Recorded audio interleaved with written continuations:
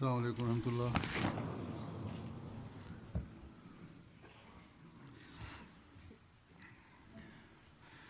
أشهد أن لا إله إلا الله وحده لا شريك له وأشهد أن محمدا عبده ورسوله أما بعد فأعوذ بالله من الشيطان الرجيم بسم الله الرحمن الرحيم الحمد لله رب العالمين الرحمن الرحيم مالك يوم الدين إياك نعبد وإياك نستعين اهدنا الصراط المستقيم صراط الذين أنعمت عليهم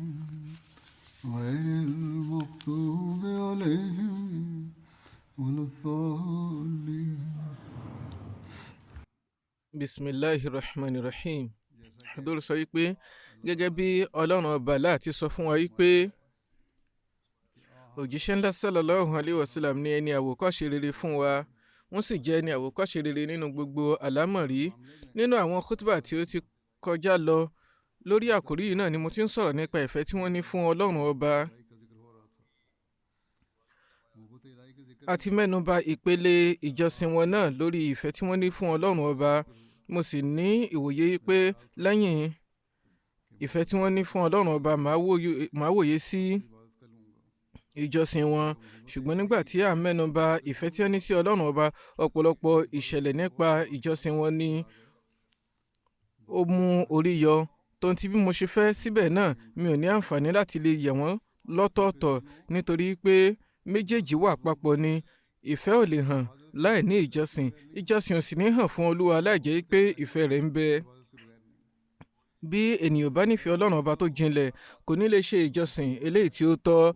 Ní ṣókí lórí àkòrí yìí, ohun kan tí màá yànnàná ní ọjọ́ tèní, bó tilẹ̀ jẹ́ pé ní ìtọ́ka sí ìjọsìn òun ni mo ti mú wá, ṣùgbọ́n ìpẹ̀kun rẹ̀ gẹ́gẹ́ bí mo ti mẹ́nubà nínú khutba tí ó kọjá lọ, òun náà ni eléyìí tí ó jinlẹ̀ nínú ìfẹ́ ọlọ́run ọba.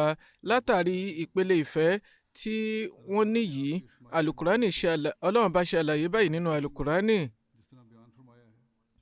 Mo ti ní ìtọ́ka sí ẹsẹ̀ kan rú ẹ̀ nínú khutba tí ó kọjá tẹ́lẹ̀, tí ọlọ́run bá sọ wípé kul inna salati wa nusuki wa mahyaya wa mamati lillahi rabbil alamin. Sọ fún wọn wípé ìjọsìn mi, ìjùsílẹ̀ mi, ìṣẹ̀mí mi àti ìpapòdà mi, gbogbo ẹ̀ pátápátá fún ọlọ́run ọba Allah tí í ṣe olúwa gbogbo àgbáńlá ayé ní í ṣe. Gẹ́gẹ́ bí mo ṣe ti wá sọ, mo ti yànnàná ẹsẹ̀ yìí nínú àwọn khutba tí ó kọjá lọ. Torí náà kò nílò kí n tó ṣẹ̀ṣẹ̀ tún mú wá padà mọ́. Lẹ́yìn náà ọlọ́run ọba Allah fi gbólóhùn fattabi'uni yuhbibkumullah fún wọn láti kéde pẹ̀lú ìtọ́sọ́nà yìí pé kí àwa náà kí á tẹ̀lé àwọn ìpele ọ̀hún. Wọ́n yí pé sọ fún àwọn ẹni ọ̀hún yí pé bí wọ́n bá tẹ̀lé ìlànà rẹ, ọlọ́run ọba yóò ní ìfẹ́ àwọn náà.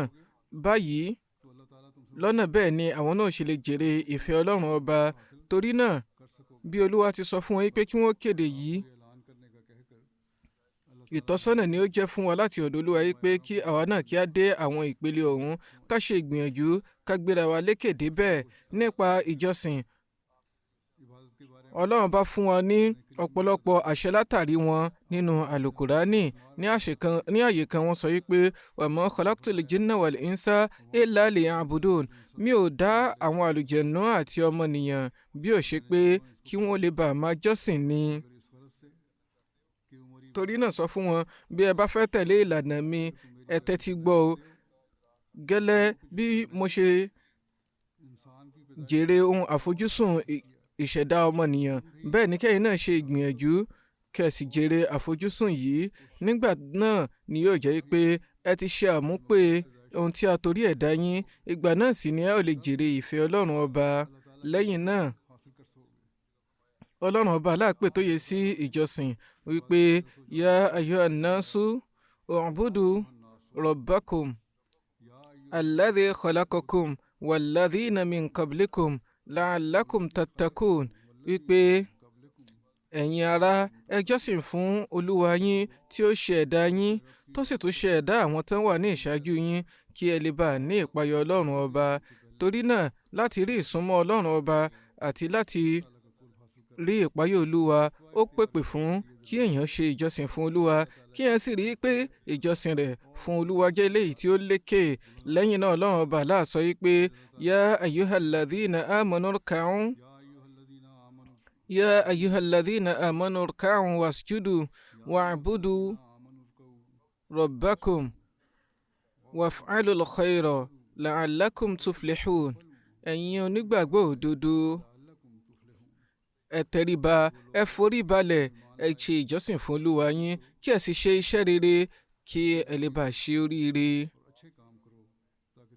Lọ́nà báyìí nígbà tí òjíṣẹ́ lásán sàlám fún wa ní àwọn àṣẹ yìí àwọn fúnra wọn náà fi ìṣe wọn fi àpẹẹrẹ rẹ̀ tí ó lékè jùlọ lélẹ̀ wọ́n sì fún wa ní ìtọ́sọ́nà yìí pé ìgbà tí ẹ ní ìtẹ̀lé eléyìí tí ó dára jù òun náà ni nígbà tí ẹ bá ṣe ìgbìyànjú láti wà ní ojú pọ̀nà yìí.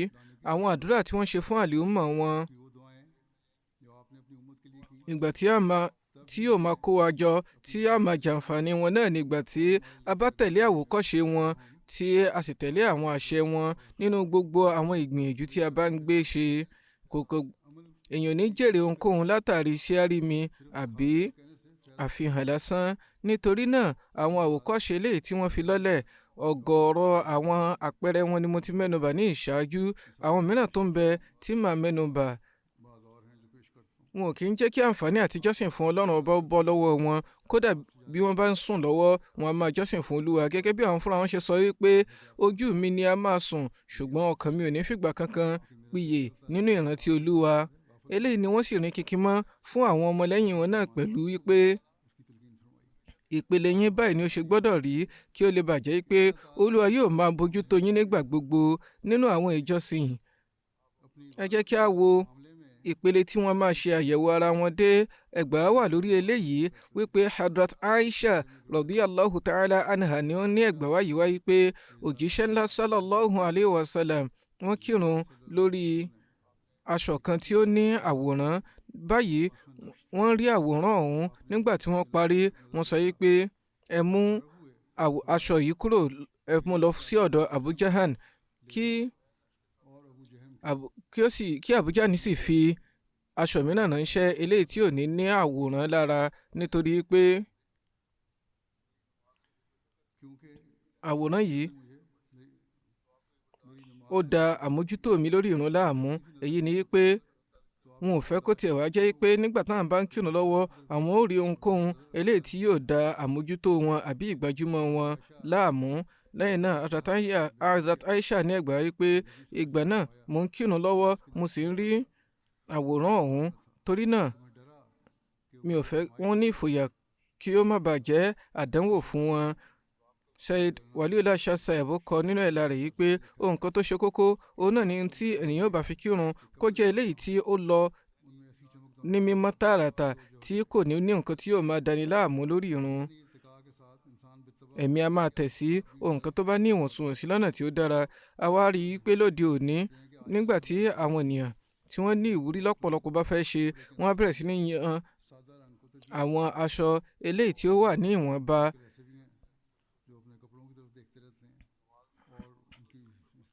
Ìyẹn ní láti ní àmójútó tí ó pé lórí ìrun kì í ṣe pé yóò máa fi ojú rí nǹkan mìíràn. Lẹ́yìn náà wípé ó ṣe kókó kí ẹ̀mí ó wà nínú ìrun pátápátá. Ìgbà tí ìrun yóò jẹ́ ìrun tí ó pé òun náà ni eléyìí tí èèyàn fi ẹ̀mí jìn nínú rẹ̀ pátápátá. Torí ẹ̀ ló fi jẹ́ pé olùdásílẹ̀ Islam ò nífẹ̀ẹ́ sí ohunkóhun tí ó lè pe ìtóye sí ibòmíràn nígbà tí wọ́n bá wà lórí ìrun. Lára báyìí la ṣe mọ irú ìpele tí wọ́n fẹ́ kí a fi ní àmójútó lórí ìrun débi pé ojú ò gbọ́dọ̀ rí ohunkóhun eléyìí tí ó lè ṣí ẹ̀mí ẹni kúrò lọ́dọ̀ Ọlọ́run ọba lásìkò ọ̀hún. Eléyìí sì fojú hàn nínú onírúurú àwọn ahadith. Àwòrán ò gbọ́dọ̀ wà. Aṣọ tí ó ní àwòrán ò gbọ́dọ̀ wà níwájú ẹni, bẹ́ẹ̀ ni gàgá kan ò gbọ́dọ̀ wà eléyìí tí ò ní àwòrán lára, torí pé gbogbo eléyìí wọ́n lè múni piyè lórí ìrun. Torí náà ni wọ́n ṣe dẹ́kun gbogbo wọn.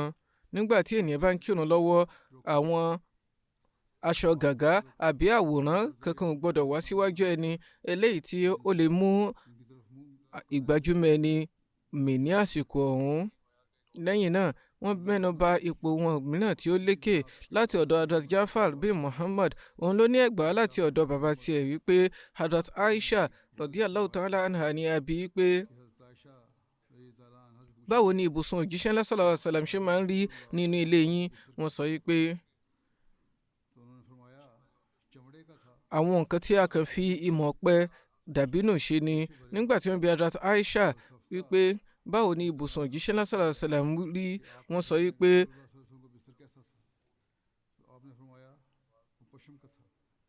àwọn ohun fẹ́lẹ́fẹ́lẹ́ báyìí ni a fi ṣe wọ́n, tí a ò tún rọra ká wọn jọ, wọn yóò fẹ́lẹ́ díẹ̀ sí i. Òjíṣẹ́ sallallahu alaihi wasallam wọn yóò sùn lé lórí. Ó wá di lọ́jọ́ kan, mo wá rò pé èṣe tí mi ṣe ká ní ọ̀nà mẹ́rin kí ó lè bá tún rọrùn sí i, kí ó lè bá fẹ́lẹ́ sí i, eléyìí tí yóò fún wọn ní ìrọ̀rùn láti tún sinmi sí i. Báyìí ni mo ká ní ọ̀nà mẹ́rin. Nígbà tí ilẹ̀ mọ́, òjíṣẹ́ ńlá sallallahu alaihi wasallam sọ wípé irú ibùsùn wo ni o fún mi ní alẹ́ àná? Hadrat Hafsa sọ wípé mo jọ̀wọ́ ara mi wípé ibùsùn yìí ọ̀hún náà ni a kàn ká ní mẹ́rin ni kí ó lè bá fẹ́lẹ́ fún yín láti tún rẹjú sí i. Òjíṣẹ́ náà sallallahu alaihi wasallam sọ wípé ẹ jẹ́ ó wà bí tí ó wà ní ìṣáájú, nítorí pé bí ó bá lọ fẹ́lẹ́ jù á ní ìdíwọ́ fún mi nínú ìkírun láàrin òru. Bó tilẹ̀ jẹ́ pé eléyìí ò lè dá wọn dúró nípa ìrun tiwọn, ṣùgbọ́n síbẹ̀ náà wọ́n wòye pé bóyá nígbà tí ó bá tún fẹ́lẹ́ sí i, àwọn lè pẹ́ díẹ̀ káwọn má lè gbéra dìde láti jọ́sìn fún Ọlọ́run ọba. Torí ẹ̀ ni wọ́n ṣe kọ eléyìí. Eléyìí ni ìpele wọn tí ó lékè. Hadrat Ummul Mu'minin Hadrat Sauda radiyallahu ta'ala anha ṣe àlàyé ìwọ̀ntúnwọ̀nsí wọn. Wọ́n wí pé ní àsìkò kan rí, mo kírun lẹ́yìn òjíṣẹ́ ńlá sallallahu alaihi wasallam. Wọ́n á kírun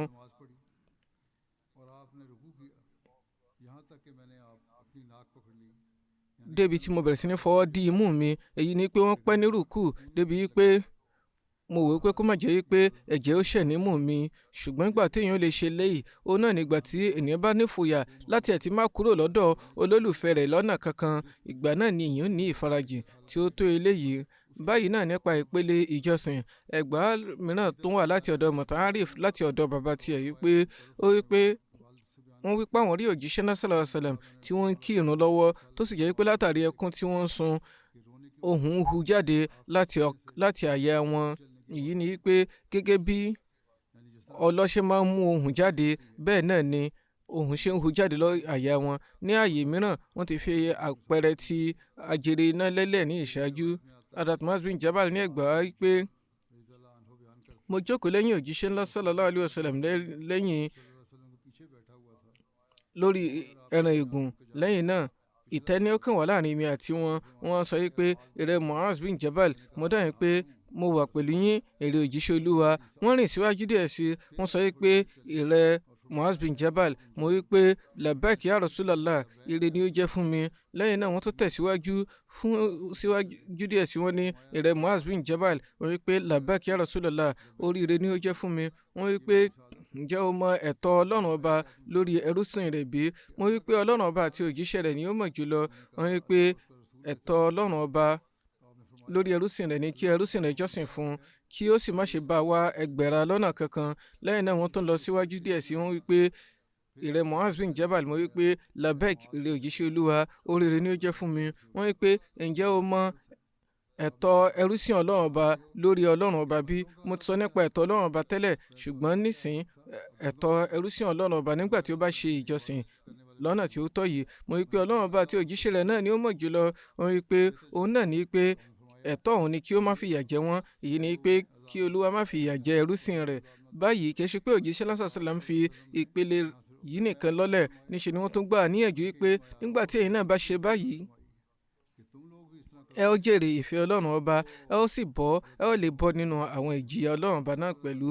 Hadrat Masih Maud alayhi salatu wassalam sọ̀rọ̀ nínú ìkansára sí òjíṣẹ́ ńlá sallallahu alayhi wa sallam. Wọ́n sọ wípé òjíṣẹ́ náà sàlám ní aná láti gbé alukurani káàkiri ayé àti láti fi súnà lọ́lẹ̀. Nítorí náà gẹ́gẹ́ bí alukurani ṣe dájú, bẹ́ẹ̀ náà ni àwọn ìṣe eléyìí tó ti wà nígbà gbogbo ní ṣísẹ̀ntẹ̀lé jẹ́ nǹkan tí ó dájú. Èyí ni pé súnà eléyìí tí ó kàn wọ́n, tí ó fi ojú hàn nínú ìṣe wọn, tí ó sì jẹ́ wípé àwọn ẹlẹ́gbà tẹ̀síwájú láti mọ ìyànnà wọn tààràtà, eléyìí tí ó jẹ́ pé ètò àwọn ẹlẹ́gbà tí wọ́n gbà ń wá wọn dúró tó dájú. Torí náà yòówù tí òjíṣẹ́ náà sálà ń gbé ṣe, ọmọ aráyé gbọ́dọ̀ rí gẹ́gẹ́ bí ìwọ̀ wọn.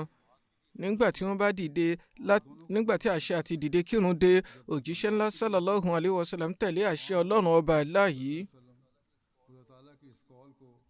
Wọ́n fi hàn nínú ìṣe wọn, wọ́n sì fi hàn tààràtà wípé iye rákà báyìí ni ìrun fájírì jẹ́, iye báyìí ni ìrun magrib jẹ́, àti àwọn ìrun yòókù náà yìí pé àwọn iye báyìí ni káwọn rákà ọ̀hún jẹ́. Wọ́n fi hajj hàn wá, wọ́n sì tún fi ọwọ́ ara wọn rí i pé ìwọ̀ yìí ó di ohun tí gbogbo àwọn ẹgbẹ̀lẹ́gbẹ̀ àwọn sàábé gbọ́dọ̀ ṣe ní kíkankíkan. Wọ́n rí i pé wọ́n fi wọ́n sí ojú ọ̀nà tí ó tọ́ ọ̀hún. Torí náà àwọn ìṣe eléyìí tí ó ti jẹ́ gbajúgbajà láàrin àlìúmọ̀ tí a sì ń tẹ̀lé òun ni súnnà. Wọ́n rí i pé ṣùgbọ́n hadith kì í ṣe ní ṣojú òjíṣẹ́ lásán àṣàlám ni a ṣe kọ wọ́n sílẹ̀, òun ò sì pa wọ́n láṣẹ kí wọ́n kó wọn jọ nígbà náà. Nítorí náà wọ́n fi súnnà àti hadith wéra wọn lásìkò òun ni. Wọ́n á jẹ́ kó yé pé súnnà ni ó lékè, hadith ni ó tẹ̀lé. Torí náà hadith tí ò bá ti pa kaṣọ pẹ̀lú alukurani àti súnnà, hadith ọ̀hún tọ́. Lọ́nà báyìí, nígbà tí wọ́n sọ̀rọ̀ yìí nínú ìkansára sí òjíṣẹ́ ńlá sallallahu alayhi wa sallam nípa ìpele ìjọsìn wọn, wọ́n tó jẹ́ kí ó yé ni wípé gbogbo eléyìí ni wọ́n gbé ṣe láti fi hàn wá, tí wọ́n sì gba gbogbo àwa tí a tẹ̀lé wọn ní nàṣíà láti rí i pé a ṣe wọ́n sì rí i pé a mú wọn ṣe.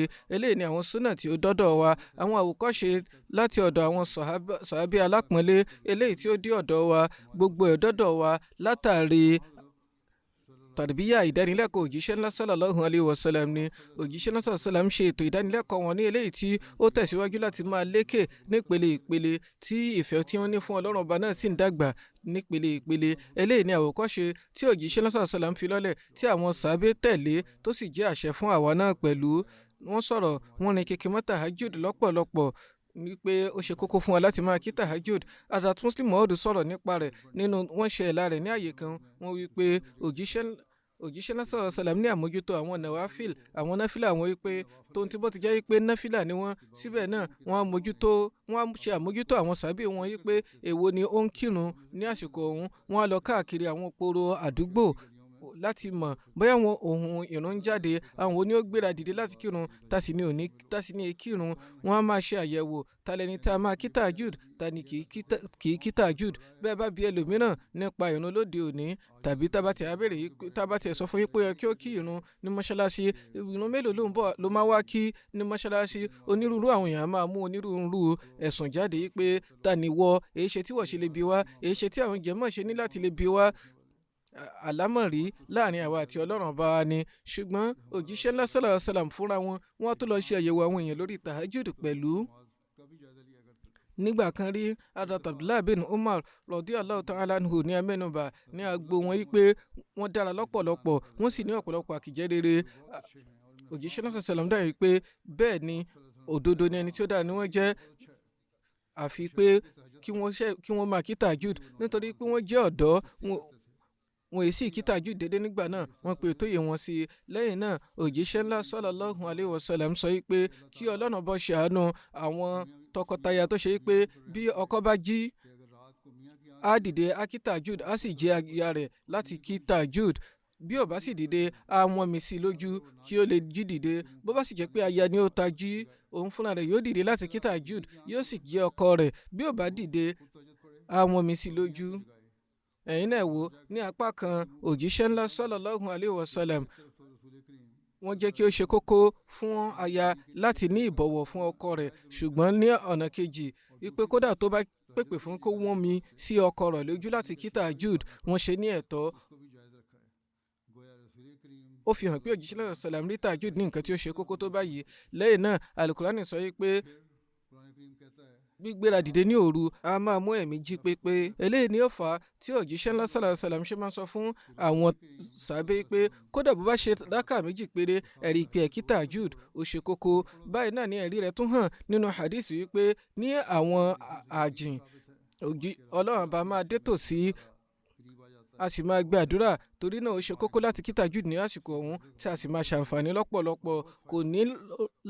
kò ní ròyìnròyìn kankan nínú wípé látàrí ojúre ọlọ́run bá nìyẹn ṣe ní ìgbàlà. ẹnikẹ́ni ò sì ní lè kéde ìgbàlà pẹ̀lú ìgbìyànjú rẹ̀, nítorí wípé ẹni tó ń ṣe ìgbìyànjú jùlọ tó sì ní ìtẹríba fún ọlọ́run ọba jùlọ ni Muhammad sallallahu alayhi wa sallam. síbẹ̀ náà àwọn náà gẹ̀gùn lórí àwọn ìgbìyànjú wọn gẹ́gẹ́ bí ó ti hàn nínú hadith eléyìí tí a ti mẹ́nubà nínú kútùbà tí ó kọjá lọ náà pẹ̀lú wípé òjíṣẹ́ ńlá sallallahu alayhi wa sallam wọ́n sọ fún Hazrat Aisha àti àwọn sàbí yòókù náà ní àpapọ̀ nígbà tí wọ́n béèrè wípé ǹjẹ́ ẹ̀yin yóò wọ àlùjánnà látàrí ìgbìyànjú yín, wọ́n wí pé ó tí o Aisha látàrí ojúrere ọlọ́run balẹ̀ mí náà máa ṣe ríbi wọ̀ ọ́. torí náà nígbà tí ènìyàn bíi Muhammad sallallahu alayhi wa sallam tó ṣe pé gbogbo èémí wọn, ìgbéra, ìrìn, jíjí àti sísùn wọn gbogbo ẹ̀ pátápátá ni ó jẹ́ ìjọsìn. gbogbo ìgbéra wọn, gbogbo ìrúra wọn pátápátá ni ó jẹ́ ìjọsìn. kódà tó jẹ́ pé bí wọ́n bá ń lọ ṣe ìgbọ̀nsẹ̀ àbí wọ́n bá ń lọ sí ọ̀dọ̀ aya wọn tẹ̀mítẹ̀mí ni wọ́n máa ṣe ìjọsìn. wọ́n jẹ́ ẹni tó ní ìfarajìn nínú ìjọsìn.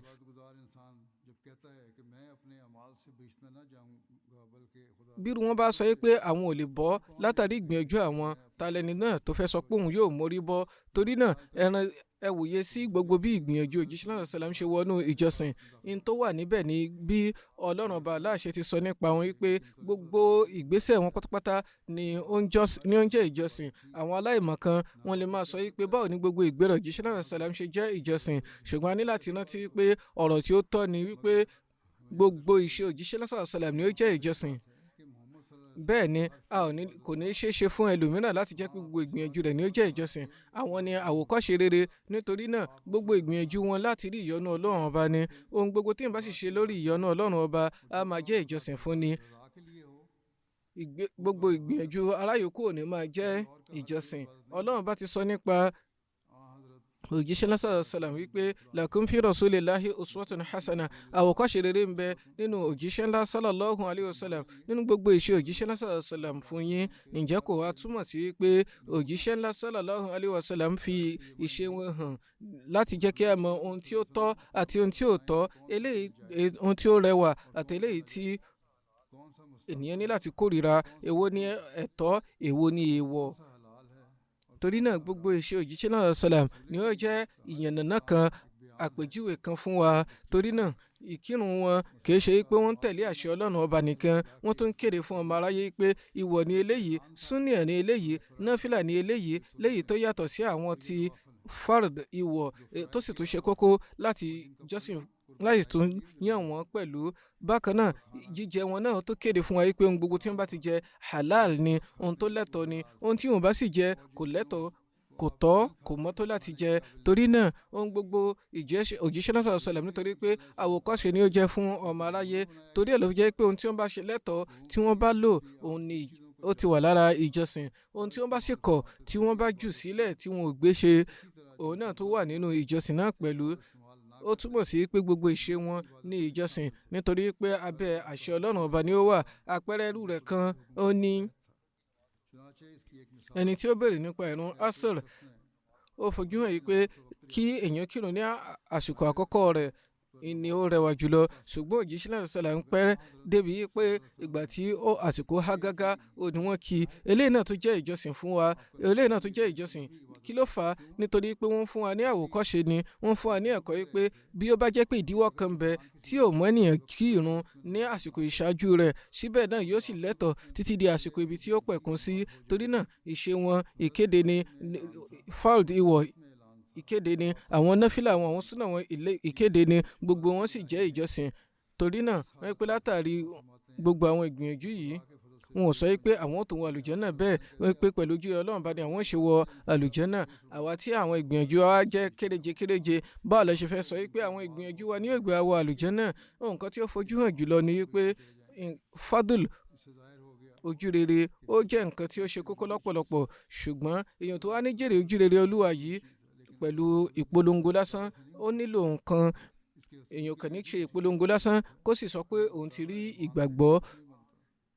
kí ni nǹkan òun tó pèpè fún? òun náà ní ìṣe kí ènìyàn tẹ̀lé súnà òjíṣẹ́ ńlá sallallahu alaihi wasallam, kí èèyàn ṣe ìgbìyànjú lé lórí kó rí i pé òun rí i pé ìjọsìn òun ó lékè àti jèrè ìfẹ́ Ọlọ́run ọba ó jẹ́ eléyìí tí ó lékè. eléyìí ni ó fà tí mo ṣe ti sọ láti ìpilẹ̀ṣẹ̀ yìí pé ìjọsìn ò lè wá láì ní ìfẹ́ Ọlọ́run ọba nínú, ìfẹ́ Ọlọ́run ọba ò sì ní wá láì ní ìjọsìn nínú. báwo ni òjíṣẹ́ ńlá sallallahu alaihi wasallam ṣe máa ṣe àdúrà? Hazrat Muslim Maud sọ̀rọ̀ ní àyè kan nípa eléyìí nínú tafsiri wọn wípé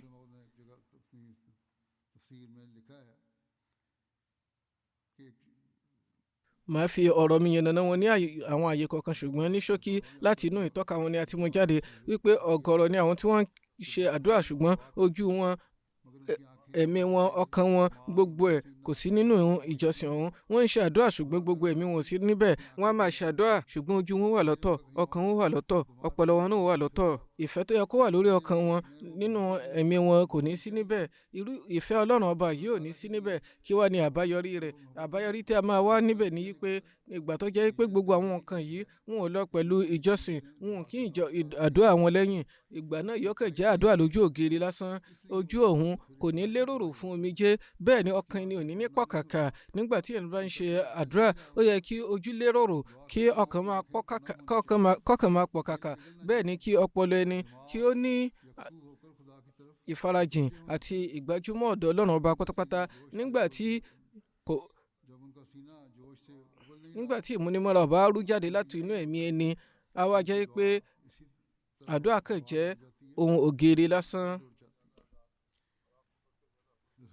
tàlẹ́ni náà tó tún fẹ́ ní òmìnira ju òjíṣẹ́ ńlá sallallahu alaihi wasallam lọ, ṣùgbọ́n ìṣe tí wọ́n ní pé nígbà tí wọ́n bá ń ṣe àdúrà, ohun tí a máa jáde láti ọkàn wọn, láti ẹ̀mí wọn, láti àyà wọn á dàbí ìgbà tí omi ń hó ni. bẹ́ẹ̀ sì ni wọ́n á ṣe àdúrà, irùngbọ̀n wọn á tutù, ṣùgbọ́n ó ń bẹ náà àwọn èèyàn tó ṣe pé wọ́n ń ṣe gàrú níwájú Olúwa tí wọn ò sì nífẹ̀ẹ́ láti sun ẹkún nínú àdúrà, nínú ìjírẹ̀bẹ̀.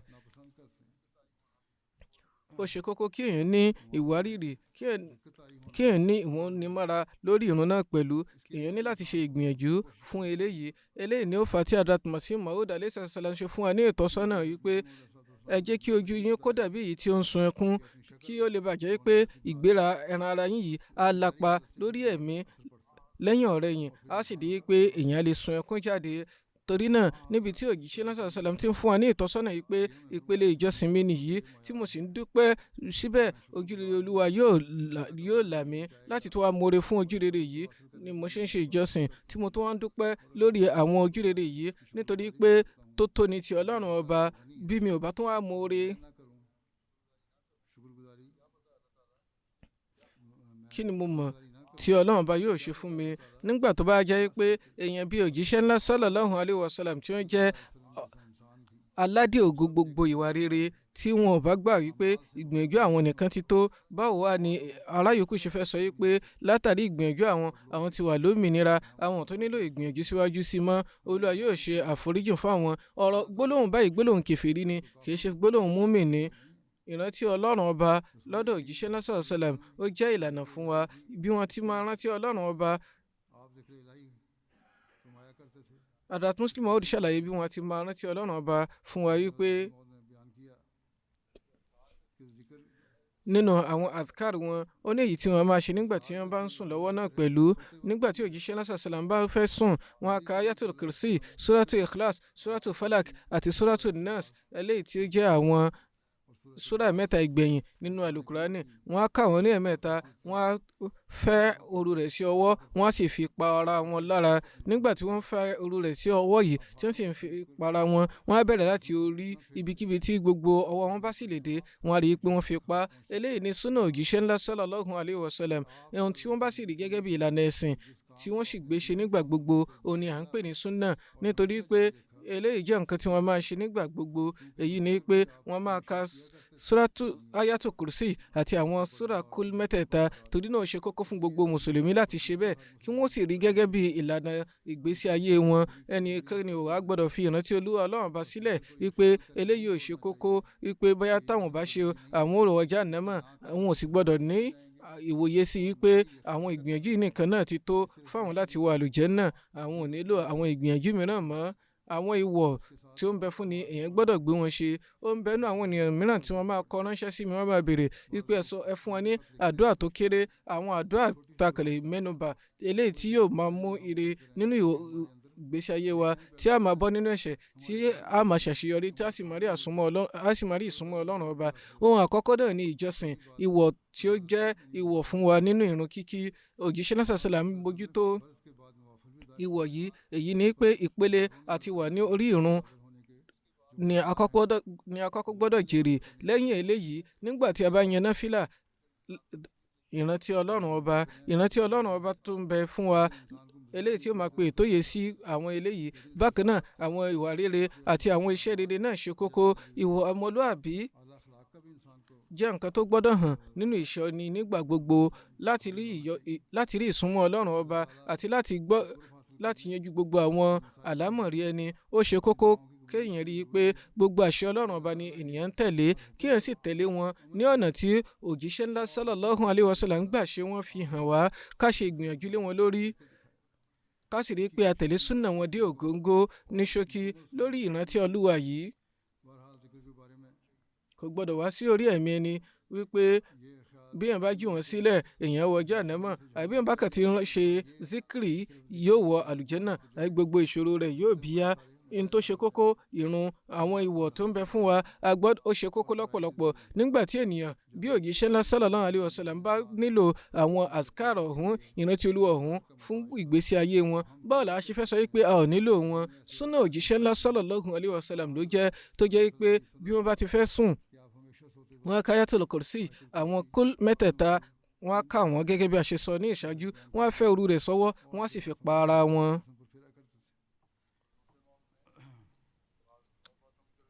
Hadrat Muslim Maud náà tó pe ìtóye sí àwọn nǹkan mìíràn ní ẹ̀kúnrẹ́rẹ́. Ní àyè kan wọ́n kọ wípé ẹ wo àwọn tí wọ́n máa ń rí ara wọn ní adarí ẹ̀sìn, wọ́n máa ń fẹ́ kó jẹ́ wípé ìjọsìn àwọn ó lékè sí ti ará yòókù. Ó ń bẹnu àwọn tí wọ́n máa ríra wọn tí wọ́n máa pera wọn ní adarí ẹ̀sìn àbí adarí ìjọ kan. Wọ́n á níwòye wípé ìjọsìn àwọn gbọ́dọ̀ ju ti àwọn ará yòókù lọ. Wọ́n á bẹ̀rẹ̀ sí ní díbọ́ nínú àwọn nǹkan tí wọ́n bá ń ṣe káyàn lè rí wọn gẹ́gẹ́ bí ẹni rere. Àwọn adarí ńlá, àwọn olóṣèlú, àwọn náà máa ṣe báyìí. Wọ́n á máa di tẹ̀sùbá sọ́wọ́ káàkiri. Àwọn ìmáàmù mọ́ṣáláṣí ni àbí àwọn alákòóso ikọ̀ kan ni. Wọ́n á bẹ̀rẹ̀ sí ní ríra wọn ní aláwòkọ́ṣe fún ọmọ aráyé, tàbí wọ́n á fẹ́ ṣe ìgbìyànjú wípé káwọn èèyàn rí wọn wípé àwọn ni aláwòkọ́ṣe fún yín. Nígbà tí wọ́n ríra wọn ní aláwòkọ́ṣe, wọ́n á bẹ̀rẹ̀ sí ní díbọ́ ní ojú aráyé. Eléyìí jẹ́ nǹkan tí a ń rí láàrin àwọn mùsùlùmí àti àwọn tí wọ́n ń ṣe mùsùlùmí gan náà. Ó sì jẹ́ nǹkan tó ti hàn nínú àṣà àwọn ènìyàn kọ̀ọ̀kan. Ṣùgbọ́n ní ṣókí, bí wọ́n bá jẹ́ mùsùlùmí, àṣà wọn nìyí tó jẹ́ pé bí wọ́n bá ń ṣe àlùwàlá, wọ́n á farabalẹ̀, wọ́n á sì rí i pé wọ́n pẹ́ nídìí ẹ̀ débi pé wọ́n á máa ṣègbìn pé kódà omi tí ó bá kán sílẹ̀, wọn ò ní jẹ́ kí ó kán sí ara wọn, wípé ẹ̀gbin á máa wá látàrí bẹ́ẹ̀. Bákan náà àwọn ìrun wọn á máa pẹ́ níbẹ̀, wọ́n sì máa fi ara balẹ̀ àti ìmúnimọ́ra hàn lórí ìrun láti jẹ́ kí ọmọ aráyé ó rí i. Tó bá jẹ́ pé nítorí Ọlọ́run bá ní ọ̀tọ̀ léléyìí, ṣùgbọ́n tó bá jẹ́ ní ti ṣé àrími ni kọ́mọ aráyé lè rí wọn, wọ́n á máa ṣe ìrántí Olúwa lọ́pọ̀lọpọ̀ níwájú ọmọ aráyé, wọ́n á máa di tẹ̀sùbá kiri níwájú ọmọ aráyé. Ṣùgbọ́n tó ń ti bó ti jẹ́ pé òjíṣẹ́ lásán sàlám ní ẹni tí ó lékè jùlọ nínú olùpáyọ̀ Ọlọ́run ọba, tó níbẹ̀rù Ọlọ́run ọba jùlọ, tẹ́nikẹ́ni ò sì lè bá wọn dọ́gba. Síbẹ̀ náà oníwọ̀ntúnwọ̀nsí ni wọ́n jẹ́, wọ́n sì yẹra fún gbogbo àwọn ìrékọjá ààlà ọ̀hún. Hadrat Abu Qatada radiyallahu ta'ala anhu ní ẹgbàá wípé òjíṣẹ́ náà sallallahu alaihi wasallam sọ wípé nígbà mìíràn máa dìde lórí ìrun, màá sì dàníyàn pé kí n jẹ́ kí ìrun ó gùn, ṣùgbọ́n látàrí pé mo gbóhùn ẹkún ọmọdé kan, ẹ̀rù á bà mí pé kó má jẹ́ pé màá fi ìyá ọmọ yìí sínú ìṣòro, màá jẹ́ kí ìrun mi ó mọ ní kúkúrú. Ẹ̀yin náà wòye sí ìwọ̀ntúnwọ̀nsí eléyìí tí òjíṣẹ́ náà sàlám ṣe fi ìlànà wọn lọ́lẹ̀ yìí pé nítorí ẹkún ọmọdé àwọn á tètè parí ìrun àwọn, ṣùgbọ́n àwọn tí wọ́n máa pera wọn ní Súfí lóde òní wọ́n á rí gẹ́gẹ́ bí ìtàbùkù, wọ́n sì rí gẹ́gẹ́ bí ohun ìyangàn yìí pé àwọn wà lórí ìrun, àwọn ò sì bìkítà, kódà àwọn ò mọ̀ pé nǹkan kan ń lọ, kódà bí ẹ bá lù lẹ́gbẹ̀ẹ́ àwọn ò ní gbọ́. Ṣùgbọ́n òjíṣẹ́ náà sàlám yẹra fún gbogbo àwọn ìrékọjá ààlà báyìí. Wọn ò nílò ohunkóhun lọ́dọ̀ ọmọ aráyé, gbogbo ògo tí wọ́n nílò látọ̀dọ̀ Ọlọ́run ọba ni. Torí ẹ̀ ni wọ́n ṣe yẹra fún gbogbo àwọn ìrékọjá ààlà ọ̀hún. Ẹni bá ń ṣe sí àrí mi, ó ń ṣe sí àrí mi, á jẹ́ni tó ṣe nítorí pé ó rí ọmọnìyàn lẹ́ni tí yóò fún òun níyì, tí yóò pọ́n òun lé, tí yóò fún òun lógo ni. Ṣùgbọ́n ẹni bá mọ̀ yìí pé ọ̀dọ̀ Ọlọ́run ọba ni gbogbo ògo wà, gẹ́lẹ́ bí òjíṣẹ́ ńlá sàlám ṣe tí wọ́n sì fi ìlànà súnà wọn sílẹ̀, kò ní irú ìwòye bẹ́ẹ̀. Bẹ́ẹ̀ sì ni ìwọ̀ntúnwọ̀nsí ni á wà nínú ìgbésí ayé wọn. Bẹ́ẹ̀ sì ló ṣe gbọ́dọ̀ rí. Hazrat Anas radiyallahu ta'ala anhu ní ẹgbàá, wọ́n bi wọ́n pé ǹjẹ́ ó ṣẹlẹ̀ rí kí òjíṣẹ́ ńlá sallallahu alaihi wasallam wọ bàtà kírun? Ẹ wòye sí níbi tí wọ́n bá ní láti dé ìpẹ̀kun, wọ́n á dé ìpẹ̀kun. Ibi tí wọ́n bá sì ní láti ṣe níwọ̀nba, wọ́n á ṣe níwọ̀nba. Irú àpẹẹrẹ ti asr tí mo ti mú wá ní ìṣáájú, eléyìí tí wọ́n pẹ́ kí wọ́n tó kí, láti jẹ́ kí a mọ̀ yìí pé ìbójútó ọ̀dọ̀ Ọlọ́run ọba ni ó ṣe kókó. Ní ṣókí, wọ́n béèrè yìí pé ǹjẹ́ òjíṣẹ́ náà sàlám máa wọ bàtà kírun bí? Wọ́n sọ yìí pé bẹ́ẹ̀ ni wọ́n á máa ṣe bẹ́ẹ̀. Látàrí ìṣẹ̀lẹ̀ yìí, a rí bí wọ́n ṣe yẹra fún onírúurú ìrékọjá ààlà àwọn mùsùlùmí tí wọ́n mọ̀ nǹkan tí ń jẹ́ ìgbàgbọ́ àti Islam fúnra wọn, kódà wọn ò gbọ́ ẹ̀kọ́ rẹ̀ yìí. Bí wọ́n bá jàjà rí ẹni tí ó wọ bàtà kírun, wọ́n á bẹ̀rẹ̀ sí ní kébò sí, láì wòye sí gbogbo àwọn gbèdéke yòókù. Ṣùgbọ́n òjíṣẹ́ ńlá sallallahu alaihi wasallam jẹ́ aláwòkọ́ṣe fún wa, tó jẹ́ pé wọ́n á wo bí nǹkan ṣe ń lọ, kì í ṣe pé wọ́n á fẹ́ ṣe ìrékọjá ààlà lọ́nà kankan. Báyìí náà ni nǹkan rí lóde òní. Ahmadi kan ti kọ sí mi rí pé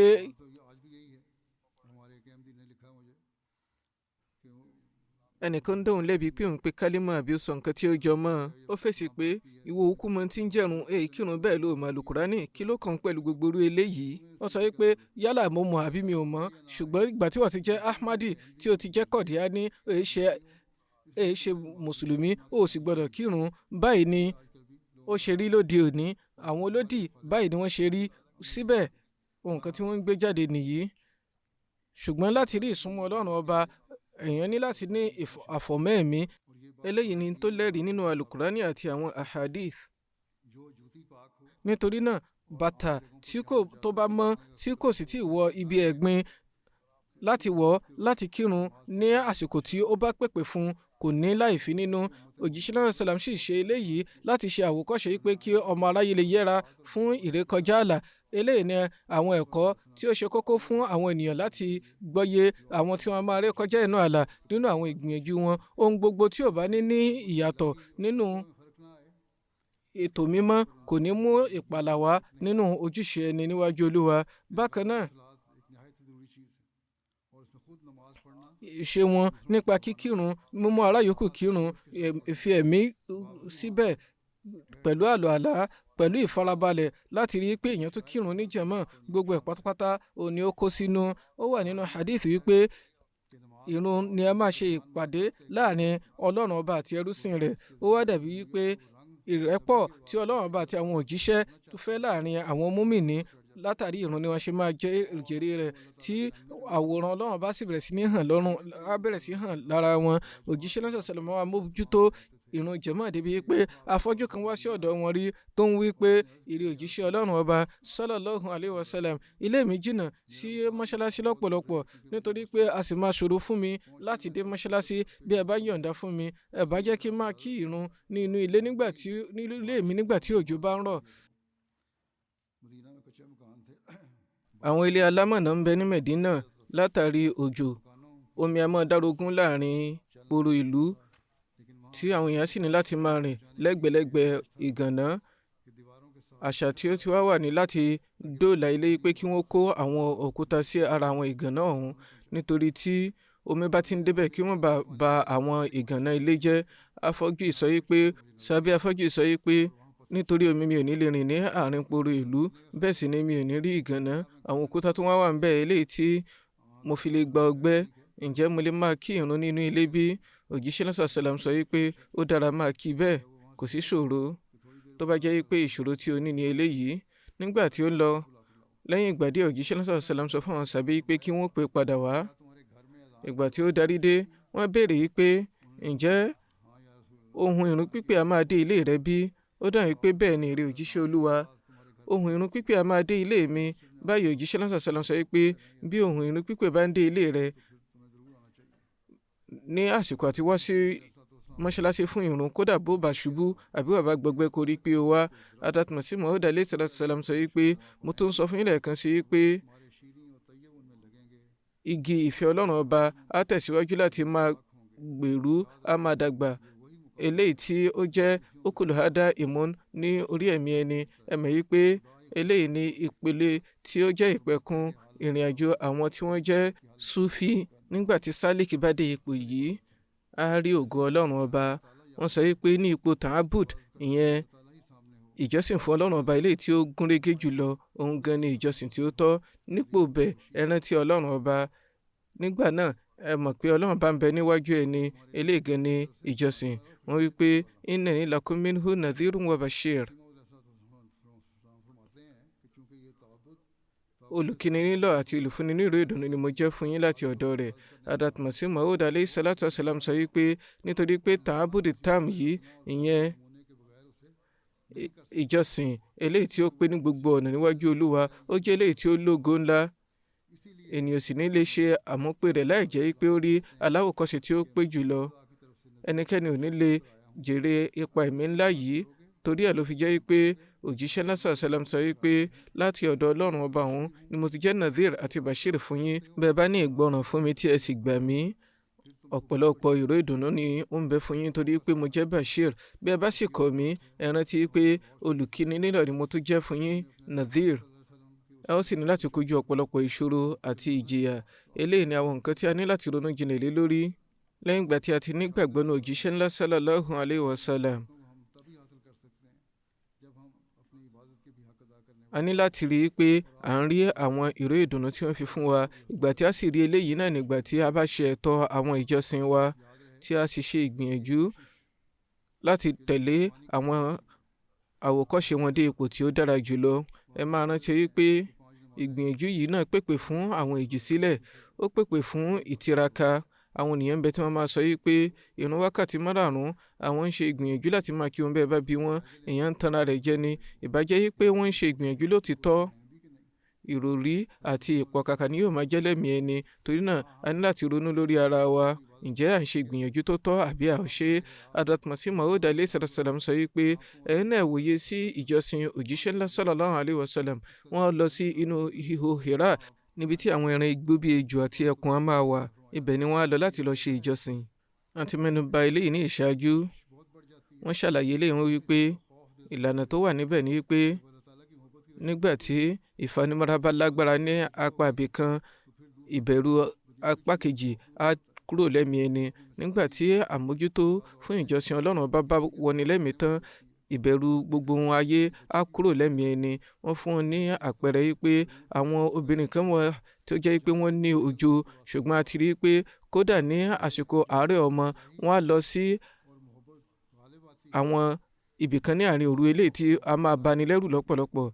Torí náà ìgbà tí ìbẹ̀rù Ọlọ́run bá àti ìfẹ́ Ọlọ́run bá ti lékè, gbogbo ìbẹ̀rù yòókù àti ìfẹ́ yòókù ni yóò jẹ́ra dànù. Irú àdúrà yìí pèpè fún ìkóraró. Eléyìí sì ni àwọn ìmọ́lẹ̀ tí ó pé a ṣe máa farahàn. Gbogbo ìbáṣepọ̀ sì ni ó nílò kí ó wà ní ìdákọ́ńkọ́. Ìgbà tó bá wà ní ìdákọ́ńkọ́ ni yóò farahàn. Wọ́n wí pé tó bá jẹ́ pé ìjọsìn òun wà nítorí Ọlọ́run ọba tí kìí ṣe nítorí ojú ayé, ìtẹríba ìjọsìn àti ìfarajìn. Bí ó bá jẹ́ nítorí Olúwa, èèyàn ní ráre.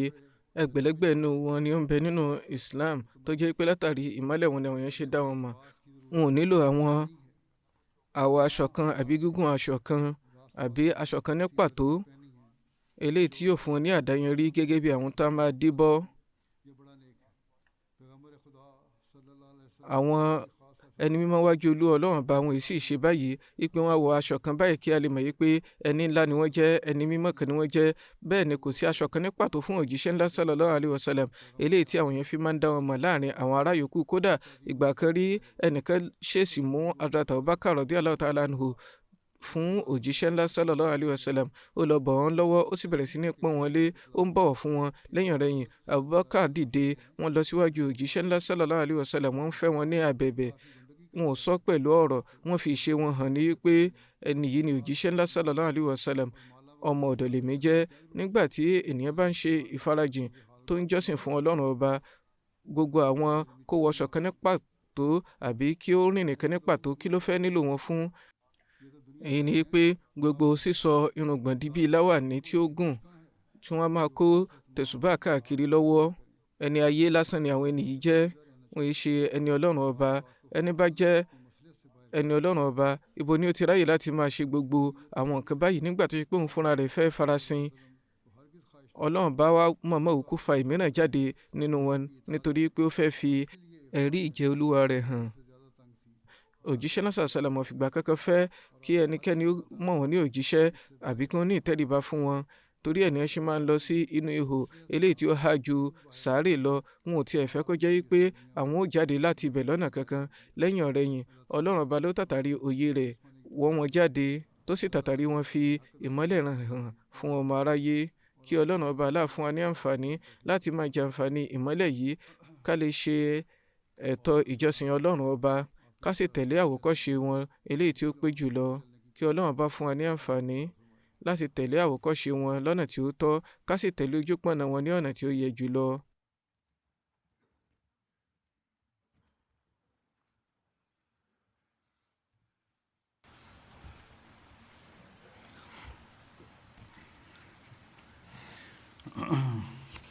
Alhamdulillah, alhamdulillah, nahmaduhu wa nasta'inuhu wa nastaghfiruh.